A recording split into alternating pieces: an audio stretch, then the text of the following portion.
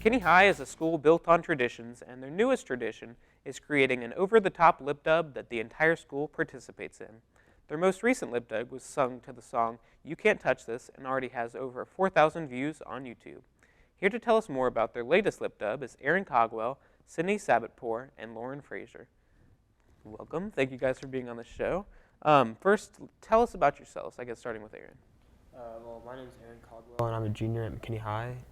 All right. I'm Sydney Sabetpour, and I'm a senior at McKinney High.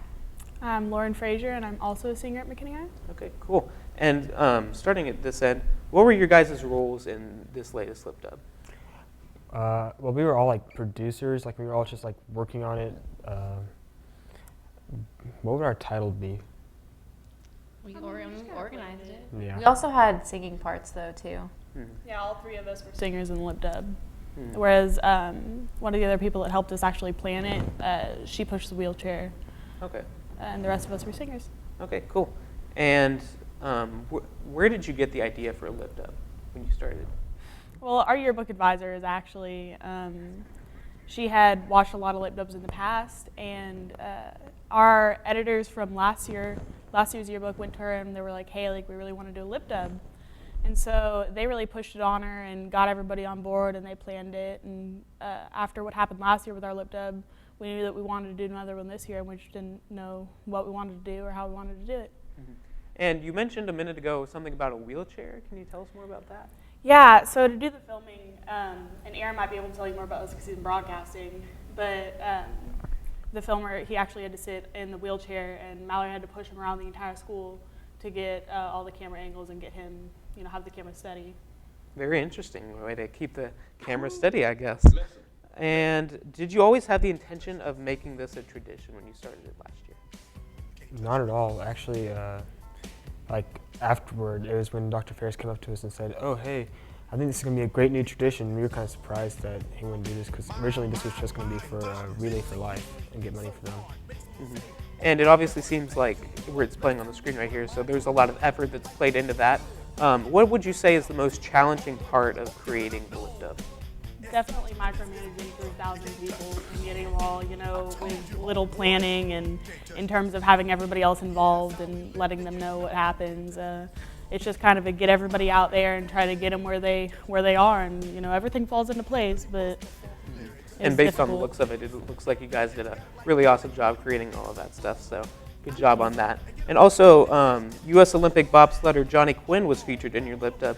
And how did you get him to agree to be in your guys' lip dub? I actually came in one day and I had gotten word that we were trying to get him in our lip dub because he's an alum from MHS. So I got really excited about it, got into it, and tried reaching out on him on a couple different social medias. And so I messaged him on Facebook, and I just kind of let him know. I sent him last year's lip dub. I was like, hey, this is what we did last year. We're going to do it again this year and raise some money for Relay for Life. We'd love to have you come out and participate after what you've done and just come back and be able to show you the new school too. And we went back and forth a couple of times just trying to plan all that. But I think ultimately what got it was one of our teachers kept in contact with him after he graduated from MHS. And so he reached out to him too and kind of got the details and got him out to McKinney. And that's very cool. And did you do all this in one take, or did you do multiple takes? How many takes did it take to get it right? It took 3. 3 takes? Interesting. And how long did it take to organize it, starting from the very beginning to the final product? Well, we started talking about it like a month before we did it, and we didn't really do much planning, but we talked about stuff we wanted to do. But we really started sitting down and talking about it like a week and a half before, and that's when we did most of the planning for it. And was there a lip dub committee or any special group that you guys got together to discuss it, or? Our broadcasting and our yearbook, just the journalism programs, kind of got together and worked together, and there was, I think, 2 from each. Actually, it was split evenly, and we just decided that we wanted to do it again, and both of our advisors were on board. Okay, cool. And your lip dub caught the attention of NBC5. Your segment, your lip dub was on one of their morning shows. And how does it feel to have your lip dub recognized on the local news? I think it was great. I mean, obviously, seeing, especially after it happened last year too, but this year to be able to, show people that, it wasn't a one-time thing, and we were able to live up to the standard again because so many people doubted. They were like, another lip dub, it's never going to be the same. But I think the fact that we were able to utilize it and raise some money for a good cause this year and just kind of, make it something worthwhile was awesome to have that recognized on the news. And also, you didn't just do this lip dub for entertainment, but you also did it to raise money. Can you tell us more about that? Yeah, we decided that we wanted to raise money and help Relay for Life. Our Relay for Life came from McKinney, and we ended up raising, at the last take of the lip dub, we had raised $4,004. Just through all of our singers had envelopes, and they were collecting donations, and we also had our t-shirts that we sold that said "You can't touch this," sold for $5, and all proceeds went to Relay for Life. And Johnny Quinn obviously helped a lot. He was charging $1 for every picture with him, and he raised some money for us through that as well. That's very cool that you're also helping out with that very good cause. And what do you think has been the impact of your lip dubs that you've done so far?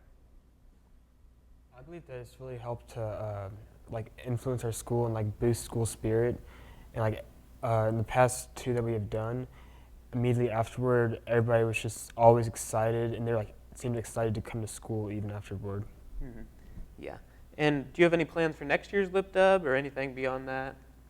If you'd like to leak that early. Good junior.